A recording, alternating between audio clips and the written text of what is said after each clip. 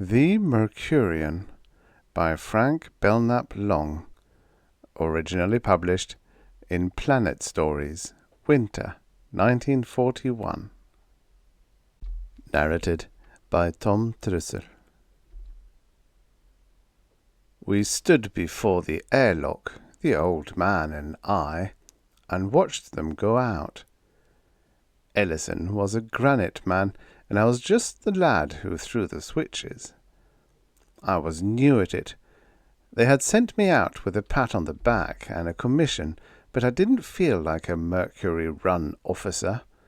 Mining uranium on the sun's firstling was no job for a green kid of 22. Outside were lakes of molten zinc and a temperature of 790 degrees Fahr. No part of that temperature seeped into us, but just knowing it was out there was spine-chilling. I'm not being facetious.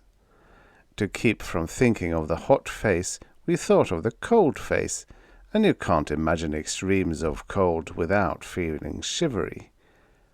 Out on the cold face were other miners, working under conditions I wouldn't wish on my worst enemy. They had the cold of open space to contend with, and a little of that seeped in. The commander was passing out advice to each of the miners as they stepped into the lock.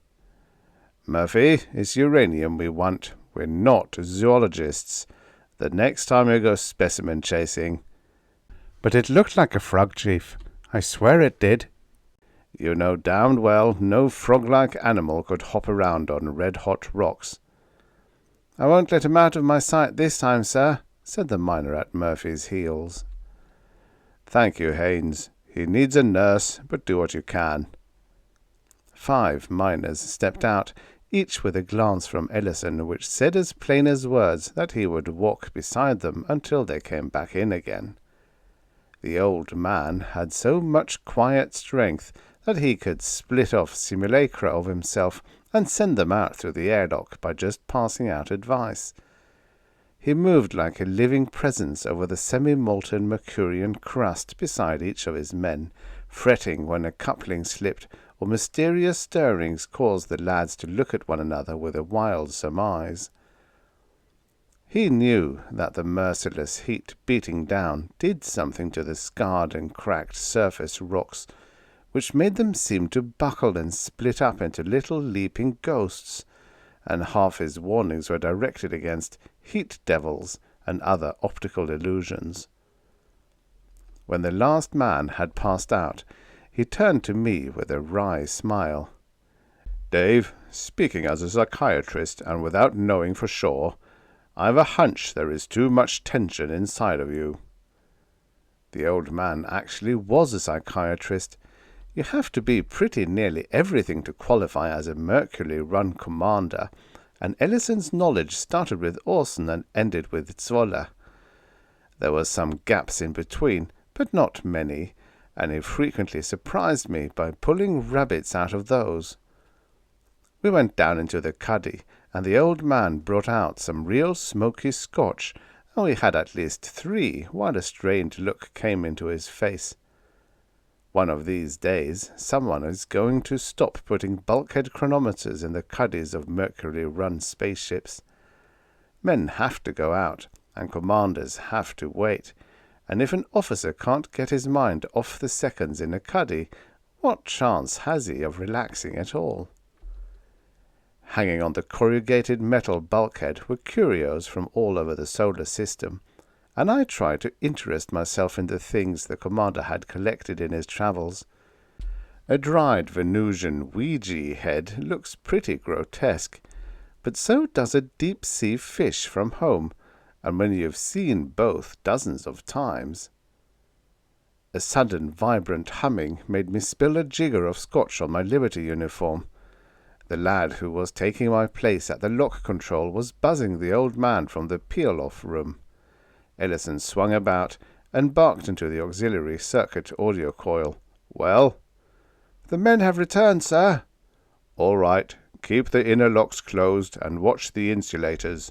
Rawley is taking over." Between the outer and inner locks, we had to cool off the men a little. When they stepped in from the crust, the sheath couplings on the non-combustible suits had to be sprayed over with liquid air. We went up in the jacket lift with our knees braced and down the stern passageway to the peel-off room, the old man striding on ahead of me. Had I stopped to reflect, I might have realized there was trouble brewing. The old man wasn't psychic exactly, but his hunches came out pat. Before I looked through the lock port, my nerves were merely jumpy, but when I actually saw Murphy standing in the freeze vault enveloped in smoke and sizzle, I nearly passed out from shock. Murphy was waving his arms up and down, and the man behind him was making frantic signs to us. The frog was dangling by its long legs from the Irishman's gloved right hand. It was about 3 feet in height. Every time he raised it up, it tried to leap in his hand and twisted its eyes around. Some quirk of parallel evolution had given it a frog-like face, webbed feet, and long, powerful hind limbs. But of course, it wasn't a frog. It was a Mercurian animal, and my stomach went tight 10 seconds after I laid eyes on it. I've said that I was just a green kid. The old man thought otherwise, but he was wrong, and I proceeded to prove it. I turned on the freeze conduits. Liquid air poured into the vault over Murphy, and he stopped gesticulating. He just stood there looking at me through the eyepiece of his helmet. Murphy had gone out at the risk of his life and brought back a living Mercurian animal. When he perceived that I had frozen that frog to a crisp, something must have gone dead inside him. When he came in through the inner locks, his couplings were coated with frost, and there was a look of anguish on the upper part of his face. Behind the eyepiece, his features seemed all wrenched apart. From his gloved right hand the frog still dangled, but its squirmings had ceased. Its limbs were rigid, its stalked eyes frozen shut. With shaking fingers, Murphy removed his helmet and started peeling off his suit, his gaze riveted on my face. The other miners stood watching him as though fearful of what he might do. The old man laid a hand on my arm. "You'd better go below, Dave." Murphy shook his head. No, let the lads stay." He had laid the frog on the deck and was pushing his suit down below his knees. I noticed that his features were twitching, but I thought he was making an effort to control his anger until he came up out of that crouch with all his strength riding on his fists. He clipped me on the side of the head and delivered a blow to my midriff which sent me reeling back against the bulkhead. The old man leapt between us. "Watch yourself, Murphy," he thundered. "I'm still in command here."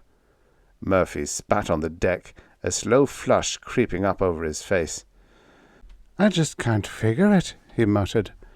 "I saw an infant once without one, but its skull tapered, and it had to be fed through a tube." I had always liked Murphy, but suddenly I saw red. I jumped him, and for a minute it was touch and go. We rolled over on the deck, exchanging hammer blows. He was hampered by the tangle his legs were in, but he made good use of his fists. The old man had to intervene again. He accomplished it by backing up his tuggings with profanity. He cast aspersions on our ancestry and threatened us with a psycho-lash. I'm hot-tempered, but I cool off quickly. The instant I realized I was making it tough for the old man, I struggled to my feet and held out my hand. "Any time you're ready, Murphy," I said. The Irishman rose groggily, shaking his head to clear it. He stood for a minute, staring incredulously at my extended palm, his eyebrows twitching. Then his own hand went out and locked with mine. "I guess I was a bit hasty, lad," he said. 10 minutes later, Sylvia was placing cool pads on my face, one on each cheek, and shaking her head over my blackened eye. "I'm not really sorry for you, Dave," she said. "You apparently enjoy lashing out with your fists. You just use that frog as an excuse." Perhaps I should have mentioned sooner that there was a woman on board, a slim and attractive girl with coppery hair named Sylvia Varner was visiting us for 5 days consecutively, but she had come out on the cruise ship cruiser Aquila, which was berthed right alongside of us on the semi-molten crust. Women are out of place on Mercury-run ships, and if I were taking fictional liberties with this record I'd leave her out. But facts are facts, and the feminine zigzag had a lot to do with the way the frog brought us all to the brink of despair. Without her, it would have been less, though, but less exciting too. And, of course, for romantic reasons I was glad she had come. She happened to be Ellison's niece, and my fiancée, and had a kid brother working on the metallurgical staff. "But it isn't a frog," I said irritably. "It's a Mercurian animal, and I don't blame Murphy for sailing into me." "You're being very charitable," she said. "He tried to kill you." "All right," I said. "For a minute he went berserk. But what would you do if you bagged the first Mercurian animal ever seen and a dumb kid turned it into a museum piece? If Murphy could have brought that frog back to Earth alive, the National Geographic Society would have smothered him with medals." "But won't it thaw out, Dave?" "It's limper than a rag right now," I said, "but it is also dead as a doornail." Sylvia's brow crinkled. "I should think a Mercurian animal would have to be plated like an armadillo. I should think it would need some sort of air-cooling system and a—" "Hold on," I said. "You're jumping to a priori conclusions. We'll start with the animal. It is frog-like, so conditions on Mercury must favor the development of slender, agile quadrupeds with powerful hind limbs.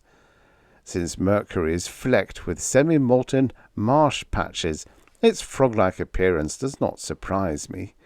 We can only speculate as to its habits, but it's probably oviparous and has a brief life cycle. Now, in hot baths with carefully regulated approaches, human beings have been able to stand degrees of heat above the boiling point of water. Back in the 18th century, a Frenchman named Chamonix the Incombustible entered an oven containing a raw leg of mutton and remained there until the meat was completely cooked. Medical history records hundreds of similar cases. But what has that to do with Murphy's frog? Don't you see? If human beings can build up all that resistance in a few minutes, what's to stop a rapidly breeding Mercurian animal from acquiring 10 times as much immunity in 50,000 generations? With already immune invertebrates to start with, natural selection would give even a highly involved, meaty-fleshed animal plenty of resistance. I was feeling distinctly proud of myself when Sylvia countered with, "You said the sides of its body and its hind limbs were covered with fine reddish hairs. Velocities was the term you used. How could natural selection build up immunity in hair?" I could have brought up another player, but I wanted her to smooth my forehead instead. So I leaned back with a sigh and refrained from pointing out that chitin was slow-burning at best, and that the only hairy frog on Earth, Trichobatratrachus robustus from West Africa, lived up to its name. She sat on the arm of my chair and leaned forward, and for a minute I thought I was going to get my wish. But all she did was kiss me. She leaned her lips against mine, and for about 3 minutes a pleasant tingling surged through me. Then I began to grow restless. I couldn't breathe, and her lips were no longer warm and vibrant. I had to move her face to one side in order to inhale, and the instant I did so, she swayed, and her elbows descended on my chest. A chill coursed through me. Her arms were rigid, and she seemed almost weightless. Alarmed, I rose, grasped her wrists and eased her gently down into the chair. She just sat there, staring up at me, her face a petrified mask, and her body so utterly still that it did something to sound. In place of the faint susurrus which occupied space gives forth, the chair seemed to be enveloped in a kind of auditory vacuum which chilled me to the core of my being. I can't remember how long I stood there with horror slapping at my brain like the tides of some cold, dead moon. I only know that I turned at last and went stumbling from her presence with one thought uppermost in my mind. I must get medical aid to her quickly, before that trance could deepen, before it could endanger her life. Going up in the jacket lift to the sick bay, I kept visualizing Ned Dawson's face. Dawson was a strong-jawed, competent physician with years of experience behind him, and I was sure he would know what to do. He was usually in the sick bay attending to the many little sprains and bruises the men brought in with them from the crust. There was a flicker of violet light as the jacket lift hummed to a stop. I stepped out and raced down a cold lighted passageway to the drug shop, my breath coming fast. On metaglass chairs, amidst a faint odour of antiseptics, 2 men sat frozen, but I thought they were asleep. I went straight through the waiting space with scarcely a glance at them, and burst into the sick bay unannounced. Dawson was there all right, but he was bent nearly double, frozen in the act of applying a gauze bandage to the badly cut ankle of a miner who stood contemplating his navel like a schizophrene, his head sunken on his chest. For an instant I just stood there gasping, too stunned to realize that I was staring at a physician who could no longer heal. It wasn't until I went up to him and discovered that his body was cold and his face a frozen mask that my brain started to soak up horror. I went reeling out into the passageway like a drunken man and tried to locate the commander, and found him at last in the control room with his body glinting in light silvered dust. He was standing before one of the Lyra's translucent windows, staring out upon the steamy Mercurian landscape, his arms folded on his chest. When I touched him, he swayed, and when I looked into his eyes, I perceived that the pupils were set in a fixed stare and covered with a dull greyish film. Murphy was standing beside him. The Irishman had evidently come in for orders, and stiffened to immobility with a pipe in his mouth and a slightly provoked look on his face, as though my stupidity still riled him. A nightmare unreality lengthened the minutes which followed into unevenly spaced eternities, filled with a steadily mounting dread. In the more crowded parts of the ship, frozen men clustered in little queues. Every member of the atom motor crew stood frozen at his post. The starboard watch looked like statues carved in bronze, and in the chain locker room were 3 crewmen whose muscular contortions conveyed an illusion of motion as they tugged at windlasses which had ceased to turn. My palms were wet, and I was trembling in every limb when I completed my inspection of the ship. It was especially bad going back in the jacket lift to the commander's cabin.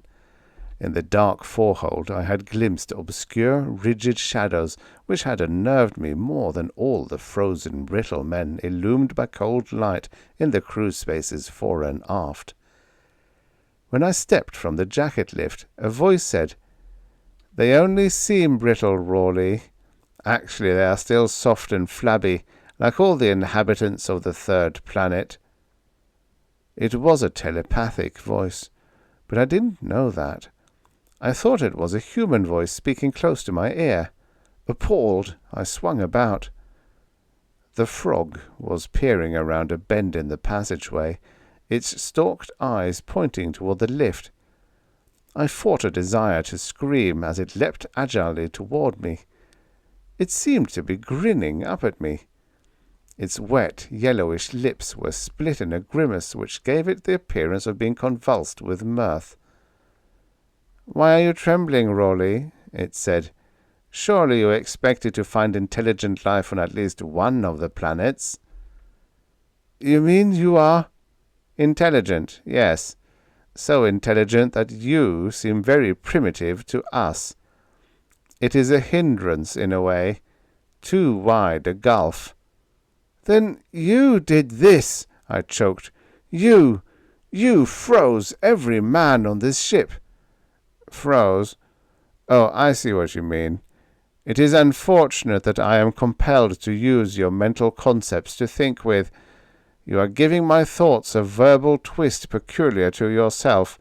You see, Rawley, I can correlate your fugitive reactions to a given phenomenon with everything experienced by you from the day of your birth. By simply tuning in on your thoughts, I can get your slant.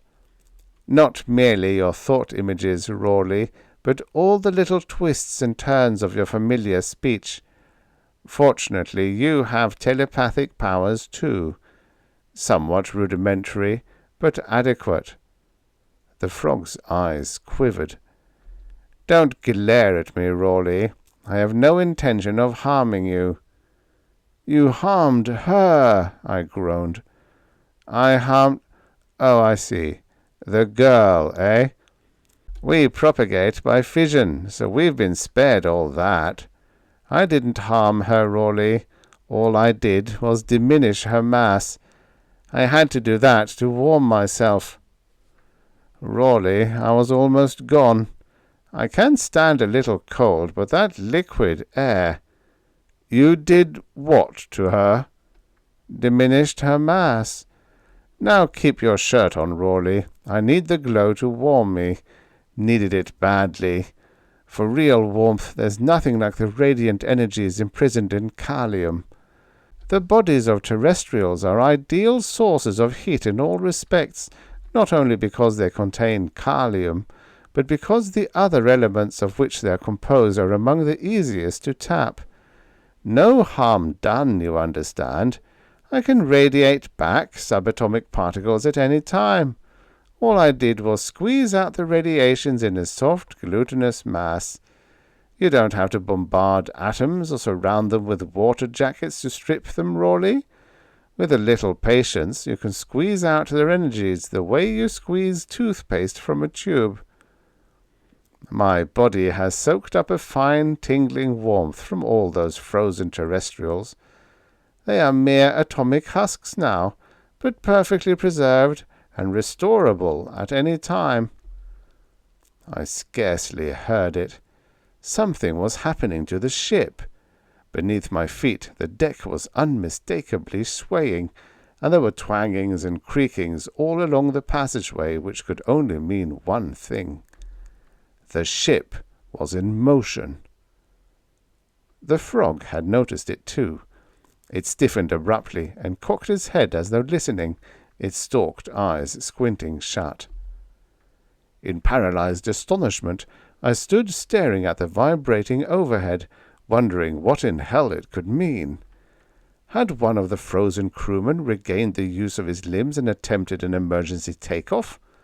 I strained my ears, but could detect no atom motor drone, nor other indication that we were rocketing upward from the crust.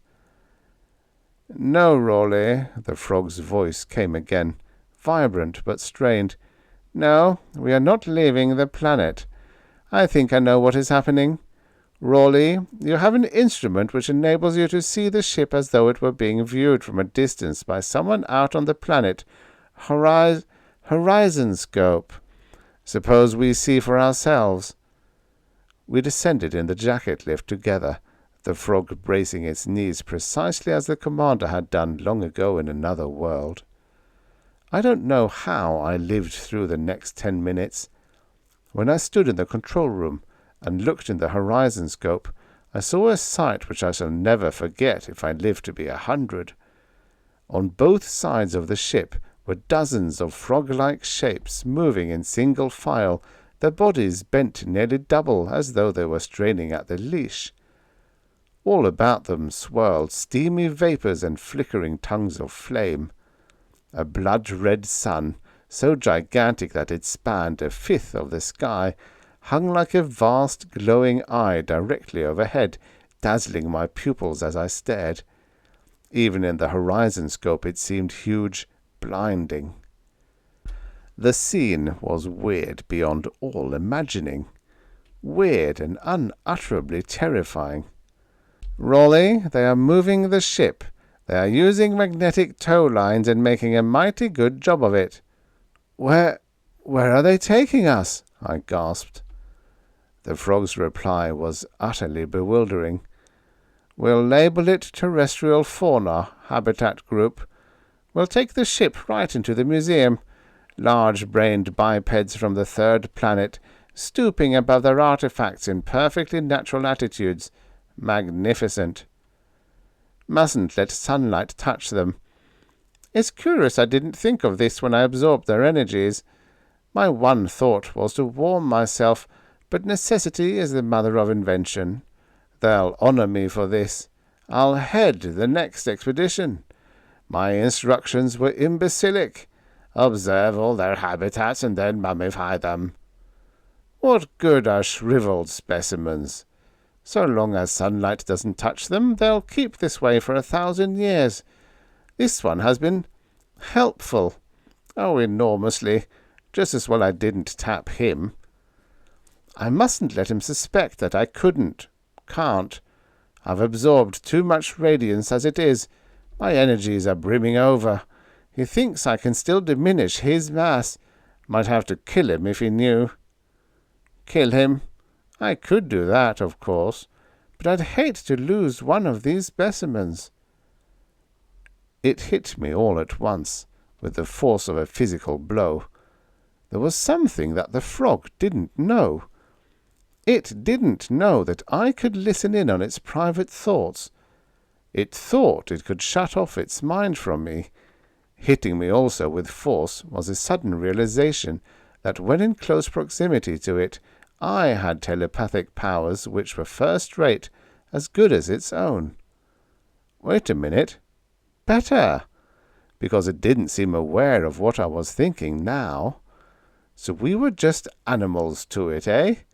Big-brained bipeds. Specimens. I was edging away from it and toward the control panel very cautiously. Keeping my excitement down wasn't easy. There was a lot of anger mixed up with it, and more fear than a man of courage likes to own up to. I wondered how strong the magnetic tow lines were. Would they hold the ship if I blasted out all the rocket jets and started the atom motors 10 seconds later? It didn't seem likely. If I could reach the control panel, 9/10 of the battle would be won. Nearer to it I inched, and nearer. The frog stirred just as my hand touched the rocket control. I swung down on it hard. Something in my brain started babbling as I swung my other hand toward the atom motor emergency bulb and splintered it with my naked palm. The whole ship seemed to explode, carrying the top of my skull with it. I was no longer in a Mercury-run spaceship screaming defiance at a frog. I was far out in space between massive gaseous suns, red and blue and mottled, with island universes to right and left of me, and a long-tailed comet sweeping down from a ragged hole on the sky.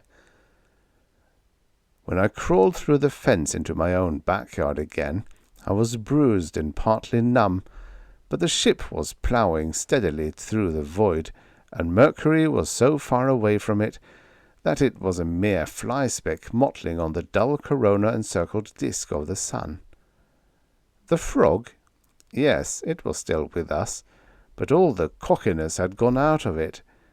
It came to me, as meek as a lamb, and laid all its cards on the table. It would be the specimen now. So long as we didn't cast it out through the airlocks to freeze in the void, it would consent to be exhibited in every museum on Earth.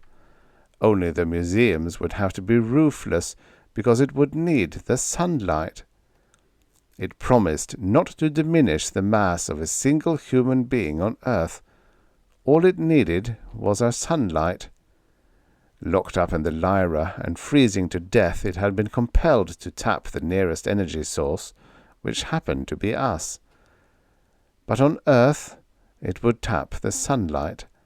It pointed out that the sunlight falling on 1 square foot of Earth would keep one of our big power plants running for a year if we knew as much as the Mercurians did about radiant heat. "I'll be no trouble at all, Rawley, and if you wish, I'll show you how to convert sunlight into useful energy. You won't need so many cyclotrons then. Before I'd monkey with anything as unpredictable as a skinless atom, I'd go jump in a lake." I was no longer listening. There was something I had left unfinished, and it suddenly seemed more important to me than anything a frog could say or do. Going down in the jacket lift to Sylvia, I kept trying to recall just how I felt when it had cheated me out of something I was entitled to. It didn't seem right to leave a kiss dangling in mid-air, and I was sure that Sylvia was feeling frustrated too. She was. She came into my arms in utter silence, and we did the kiss up brown, and stored it away in our memories for when we were 88. "Darling," she said, "I'm glad we thought of that." I felt better almost at once. They had sent me out from Earth with a pat on the back and a commission, and I was returning with the commander's niece in my arms and a story in my brain which the news syndicates would certainly want. I'd ask a good price for it. Lunar honeymoons were expensive, and although Sylvia wasn't extravagant, she liked orchids as well as the next girl and was just the right height to wear sables with grace. The end. Subscribe for your daily stories or futures past. You know, many of these stories were written in a time where 50 years ago was in the future.